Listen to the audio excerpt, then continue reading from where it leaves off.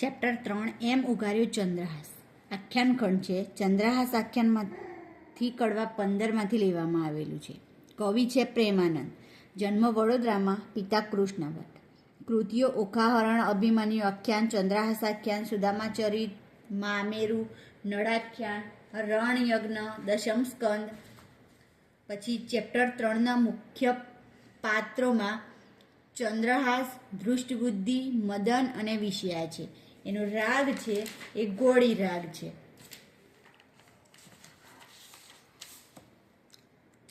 પછી પ્રશ્નોમાં છે ચંદ્રહાસનું પાત્રાલેખન કરો. તો ચંદ્રહાસ એક સોહામણો યુવાન છે. તેના કમળ જેવા સુંદર મુખની ભ્રુકુટી ઉપર ભમરા ગુંજારવ કરે છે. ચંદ્રબિંબની પાછળ તારા શોભે તેમ તેના ગળામાં મોતીનો હાર શોભે છે. પોપટની ચાંચ જેવું તેનું નાક તેના અધરબિંબને શોભાવે છે. તેના કાનમાં ચંદ્ર અને સૂર્ય જેવા કુંડળ શોભે છે. તેના દાંત દાડમની કડી જેવા છે. તેનો કંઠ કપોત જેવો, હાથ કુંજર એટલે કે હાથી જેવા અને હથેળી કમળના રંગ જેવી. તેણે બાય પર બાજુ બંધ બેરખા અને આંગળીમાં વીંટી ઇત્યાદિ ઘરેણાં પહેર્યા છે. ચંદ્રહાસના આવા રૂપ, રંગ અને તેજથી અંજાઈ ગયેલી વિષયા પર જાણે પ્રેમની ભૂરખી નાખી ન હોય. આવા સોહામણા ચંદ્રહાસ સાથે લગ્ન કરવા વિષયા ઉતાવળી થઈ. કવિ પ્રેમાનંદે ચંદ્રહાસના દેહ સૌંદર્યને ઉપમા, રૂપક અને ઉત્પ્રેક્ષા અલંકારથી શણગારીને તેની કમનીય કાયાનું ચિત્રાત્મક વર્ણન કર્યું છે. તેના સૌંદર્યની મુક્ત કંઠે પ્રશંસા કરી છે. પ્રશ્ન 2. વિષયાનું પાત્રાલેખન કરો. વિષયા ધૃષ્ટબુદ્ધિ પ્રધાનની પુત્રી છે. તેને મદન નામે એક ભાઈ છે. વિષયા ચતુર અને ચંચળ યુવતી છે. તે એની સહિયરો સાથે ઉપવનમાં ફરવા નીકળે છે ત્યારે ગાઢ નિંદ્રામાં સૂતેલા ચંદ્રહાસના રૂપ સૌંદર્યથી અંજાઈ જાય છે.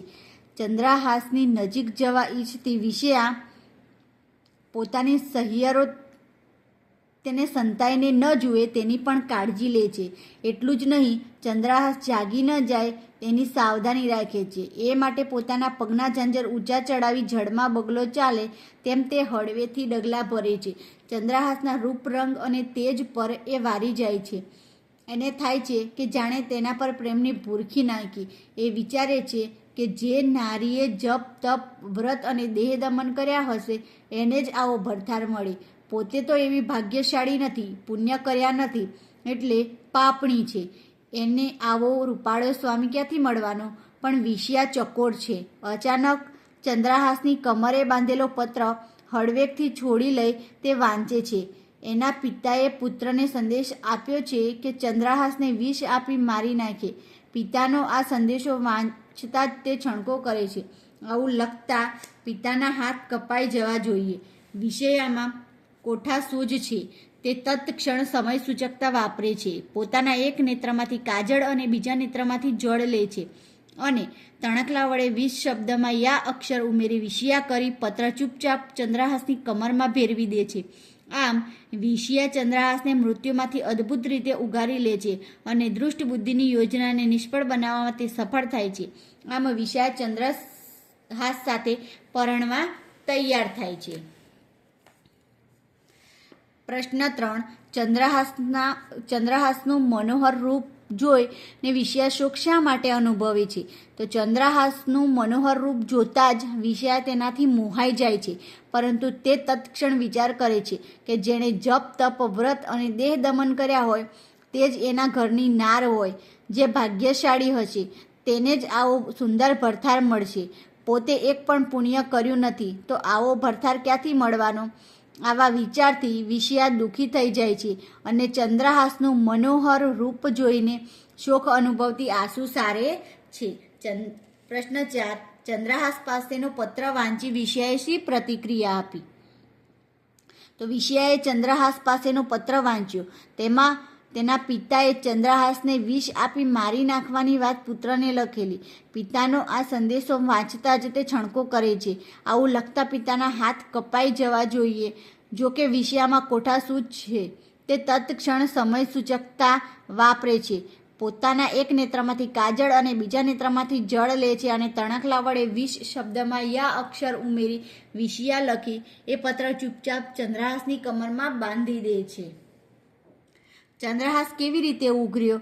તો પત્રમાં પિતાએ પુત્ર મદનને ચંદ્રહાસને વિષ આપવાનું લખ્યું હતું. આ પત્રમાં વિષિયાના હાથમાં આવતા તેણે આ હકીકત જાણી. વિષિયાએ તત્ક્ષણ સમય સૂચકતા વાપરી.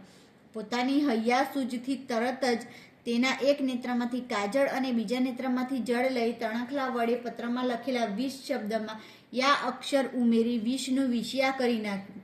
આ રીતે ચંદ્રહાસ ઉઘર્યો.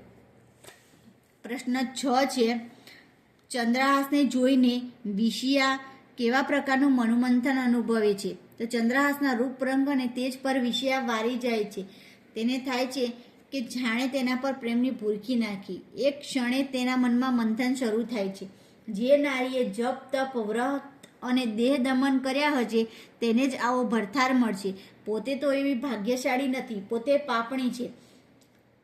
તેણે તો એક પણ પુણ્ય કર્યું નથી, તો પછી તેને આવો રૂપાળો સ્વામી ક્યાંથી મળવાનો? ચંદ્રહાસને જોઈને વિષયા આ પ્રકારનું મનોમંથન અનુભવે છે. પછી 3-4 વાક્યોમાં પ્રશ્નમાં 1 ચંદ્રહાસના ઘોડાનું વર્ણન કરો. તો પ્રેમાનંદ વિષયાના મુખે ચંદ્રહાસના ઘોડાના રૂપ રંગની પ્રશંસા કરે છે. ચંદ્રહાસનો ઘોડો રંગે રૂપાળો છે. તેના મુખ્ય બાંધવાનું દોરડાનું ગાડિયું રત્ન જડિત છે. જાણે ઉદયાચળ પર સૂર્ય ઉગ્યો હોય તેના પેગડા સુંદર છે અને તેનું પલાણ પણ રત્ન જડિત છે.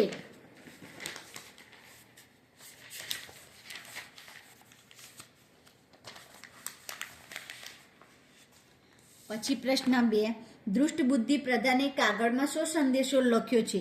તો દૃષ્ટ બુદ્ધિ પ્રધાને ચંદ્રહાસ સાથે મોકલેલ કાગળમાં પોતાના પુત્ર મદનને ઉદ્દેશીને સંદેશો લખ્યો છે કે ચંદ્રહાસના રૂપરંગ જોશો નહીં, તેના કુળ વિશે પણ પૂછશો નહીં, કોઈ મુહૂર્ત કે ઘડી વિશે પણ પૂછશો નહીં. આ પત્ર વાંચીને તરત જ ચંદ્રહાસને વિષ દેજો, અર્થાત વિષ પીવડાવીને મારી નાખજો. પછી 3 પ્રશ્ન કવિ પ્રેમાનંદે નારદની ઉક્તિ દ્વારા પોતાના શ્રોતાઓને ભક્તિપૂર્વકની શી ખાતરી આપી છે? તો કવિ પ્રેમાનંદે નારદની ઉક્તિ દ્વારા પોતાના શ્રોતાઓને ભક્તિપૂર્વક ખાતરી આપી છે કે કરતા હરતા અવિનાશી પરમાત્મા છે. જેમ વિષ્ણુ વિષયા કરી ને ચંદ્રહાસને ઉગાર્યો, એમ પરમાત્મા કોઈને કોઈ ઉપાયે ભક્તોને ઉગારી લે છે. પછી પ્રશ્ન 4 કડવાના અંતે વલણમાં વિષયાની મનસ્થિતિ દર્શાવો. તો કડવાના અંતે વલણમાં વિષયાની મનસ્થિતિ દર્શાવી છે. વિષયા ઈચ્છે છે કે સ્વામી ચંદ્રહાસ પત્રમાં લખ્યા પ્રમાણે લગ્નના સમાચાર લઈને આવે, પરંતુ ઉપવનમાંથી પાછી ફરતી વિષયા થરથર ધ્રુજી રહી છે. તેને હવે શું કરવું તે સૂઝતું નથી. પછી એક વાક્યોમાં જવાબ લખવાના છે. વિષયા ચંદ્રહાસના ઘોડાના વખાણ શા માટે કરે છે? તો વિષયા ચંદ્રહાસના ઘોડાના વખાણ કરે છે કારણ કે વિષયા અહીં આવી છે એની જાણ ઘોડો સ્વામી એટલે કે ચંદ્રહાસને કરે એમ તે ઈચ્છે છે. વિષયાને પોતાના આભૂષણ વેરી જેવા શા માટે લાગે છે? વિષયાને પોતાના આભૂષણ વેરી જેવા લાગે છે કારણ કે તેને ડર છે કે કદાચ તેના આભૂષણના અવાજથી ચંદ્રહાસ જાગી જશે. પછી પ્રશ્ન 3 વિષયાએ પગમાં પહેરેલા ઝાંઝર ઊંચા કેમ ચડાવ્યા? તો ઝાંઝરના રણકારથી ચંદ્રહાસ ઘેરી નિંદ્રામાંથી જાગી ન જાય એ માટે વિષયાએ પગમાં પહેરેલા ઝાંઝર ઊંચા ચડાવ્યા. વિષયા કોની જેમ ડગલા ભરતી ચંદ્રહાસની નજીક આવી? તો જળમાં બગલો ડગલા ભરે એમ વિષયા ધીમેથી ડગલા ભરતી ચંદ્રહાસની નજીક આવી. પછી પ્રશ્ન 5 ચંદ્રહાસની નજીક બેઠેલી વિષયાના મનમાં શેની ચિંતા હતી? તો ચંદ્રહાસની નજીક બેઠેલી વિષયાના મનમાં એ ચિંતા હતી કે રખે તેના શ્વાસના ધબકારથી સાધુ ચંદ્રહાસ જાગી જશે. પછી 6 ચંદ્રહાસના રૂપ રંગ અને તેજની તરુણી એટલે વિષયા પર શી અસર થઈ? તો ચંદ્રહાસના રૂપ રંગ અને તેજની તરુણી એટલે કે વિષયા પર પ્રેમની ભૂરખી નાખી હોય એવી એ મંત્રમુગ્ધ થઈ ગઈ. ચંદ્રહાસ જેવો પ્રશ્ન 7 ચંદ્રહાસ જેવો ભરથાર કેવી નારીને મળે? જે નારીએ જપ તપ વ્રત અને દેહ દમન કર્યા હોય તેને ચંદ્રહાસ જેવો ભરથાર મળે. વિષ્યા શા માટે માને છે કે તેને ચંદ્રહાસ જેવો ભરથાર નહીં મળે? તો વિષ્યા પોતાને પુણ્યશાળી નહીં પણ પાપીણી સમજે છે, તેથી તે માને છે કે તેને ચંદ્રહાસ જેવો ભરથાર નહીં મળે. વિષ્યાએ ચંદ્રહાસના અંગરખાની કસ પાસે શું જોયું? તો એક પત્ર બાંધેલો જોયો. દૃષ્ટ બુદ્ધિ પ્રધાને કાગળમાં 100 સંદેશો લખ્યો છે. ચંદ્રહાસને વિષ દેવાનો સંદેશો લખ્યો છે. ચંદ્રહાસને બચાવવા વિષ્યા પત્રમાં કેવા ફેરફાર કરે છે? તો ચંદ્રહાસને બચાવવા વિષ્યા પત્રમાં લખેલા 20 શબ્દમાં યા અક્ષર ઉમેરીને વિષનું વિષ્યા એવો ફેરફાર કરે છે. વિષ્યાએ વિષનું વિષ્યા કેવી રીતે કર્યું? તો વિષ્યાએ પોતાના એક નેત્રમાંથી કાજળ અને બીજા નેત્રમાંથી જળ લઈ તણખલા વડે વિષ શબ્દમાં યા અક્ષર ઉમેરીને વિષ્યા કર્યું. પછી એક હેતુલક્ષી પ્રશ્નોમાં એમ ઉગાર્યો ચંદ્રહાસ કાવ્યનું સ્વરૂપ જણાવો, તો આખ્યાન ખંડ. એમ ઉગાર્યો ચંદ્રહાસ કાવ્યના કવિનું નામ જણાવો, તો પ્રેમાનંદ. આ કૃતિ પ્રેમાનંદના કયા આખ્યાનનો એક ભાગ છે? તો ચંદ્રહાસ આખ્યાનનો એક ભાગ છે. પ્રસ્તુત આખ્યાન ખંડના પ્રકરણ માટે કયો શબ્દ વપરાયો છે? તો કડવું એવો શબ્દ વપરાયો છે. પછી કડવાના અંતે વલણમાં કોની મનસ્થિતિ દર્શાવી છે? તો વિષયાની મનસ્થિતિ દર્શાવી છે. કડવાની શરૂઆતમાં કયા રાગનો ઉલ્લેખ છે? તો ઘોડી રાગનો ઉલ્લેખ છે. દૃષ્ટ બુદ્ધિએ કોની સાથે પત્ર મોકલ્યો છે? તો ચંદ્રહાસ સાથે મોકલ્યો છે. અને વિષ્યાને પોતાના આભૂષણ કોના જેવા લાગે છે? તો વેરી જેવા લાગે છે.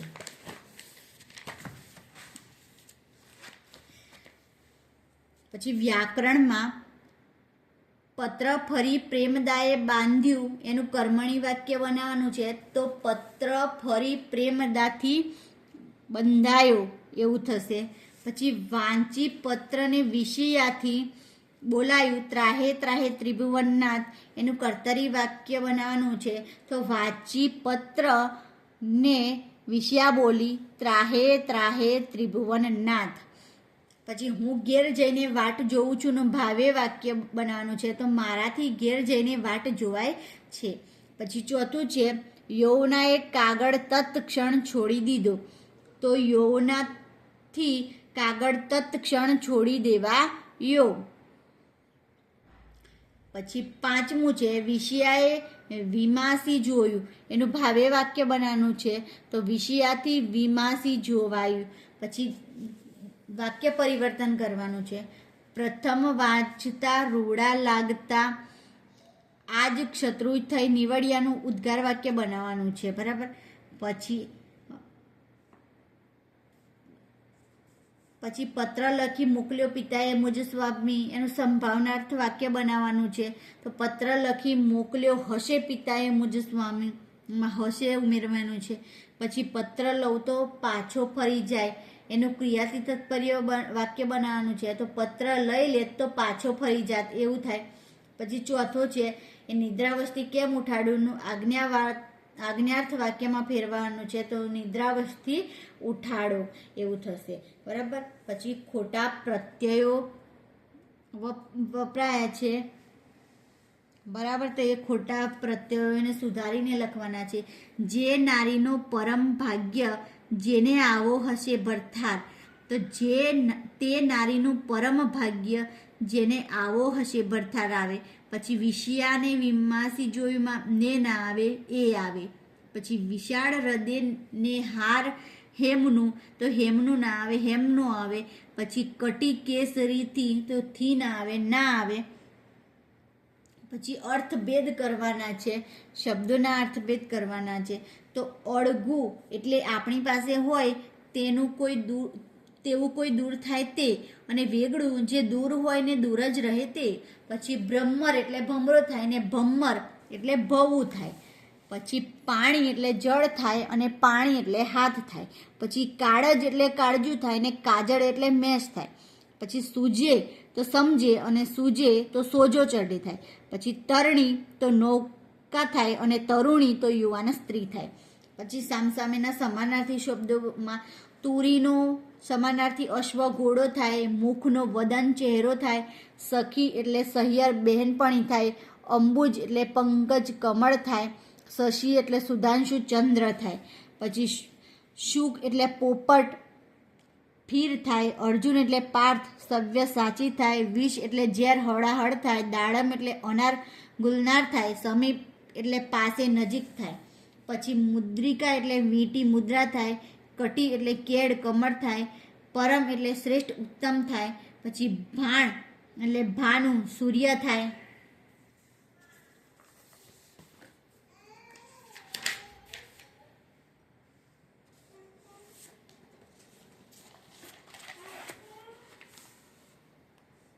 પછી આપેલા વાક્યોનું રેખાંકિત શબ્દોમાં વિરોધી શબ્દ લખી અને વાક્યનો અર્થ ન બદલાય તે રીતે વાક્ય ફરીથી લખો.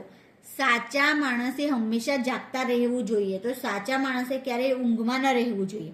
ચતુરને માત્ર ઈશારો પૂરતો છે, તો મૂર્ખને માત્ર ઈશારો પૂરતો નથી.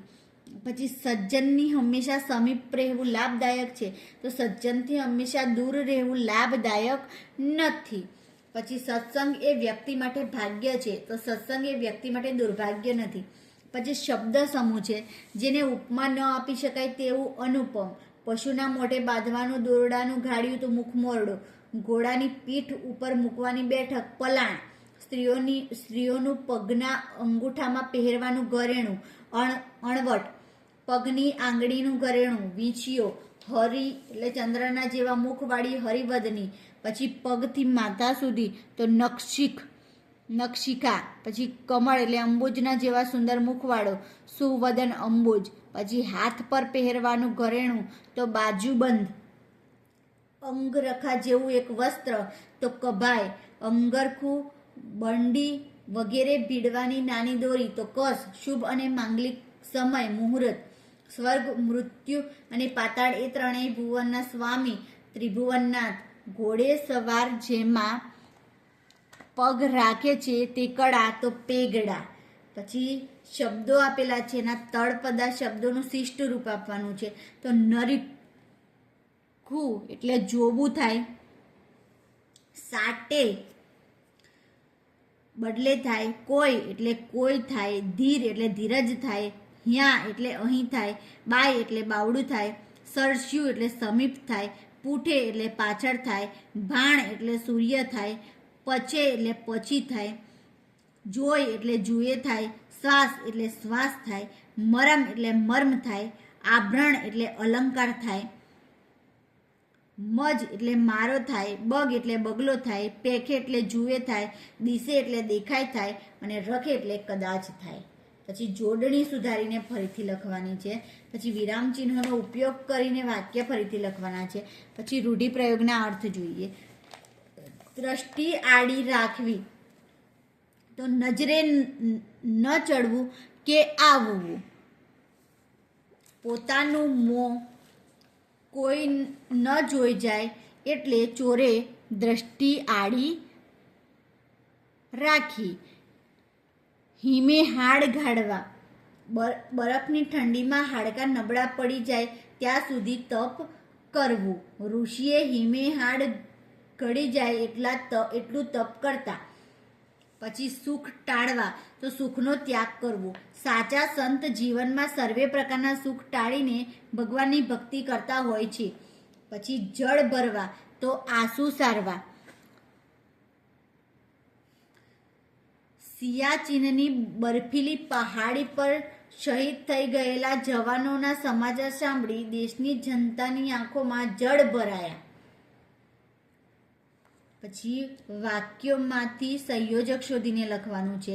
તો આકાશે એમાં પહેલા જમ આકાશે અબ્ર અળગું થાય, ચંદ્રબિંબ દિશે જેવું, ત્યમ પીછોડી પરી કીધે મુખ કુલિંદ કુંવરનું જેવું, એટલે જમ ત્યમ એટલે કે જેવું તેવું આવે. પછી જો મેં પાપણીએ પુણ્ય ન કીધું તો ક્યાંથી આવો સ્વામી, તો જો તો આવે. પછી જ્યાંથી ઉઠી અબડા ચાલી ત્યાંથી મુખે કહેતી વેણ, તો જ્યાંથી ત્યાંથી આવે. પછી નીચેના વાક્યોમાં કઈ વિભક્તિ વપરાય છે તે જણાવવાનું છે. તો વિષયાએ પ્રથમ વિભક્તિ, હે અશ્વ અષ્ટમી વિભક્તિ એટલે કે સંબોધન વિભક્તિ, હેમનો હાર ષષ્ઠી વિભક્તિ સંબંધ વિભક્તિ છે. પછી ક્યાથો અથવા તો ક્યાથી એ પંચમી વિભક્તિ છે, અપાદાન વિભક્તિ છે. પછી હૈડામાં તો સપ્તમી વિભક્તિ છે, અધિકરણ વિભક્તિ છે.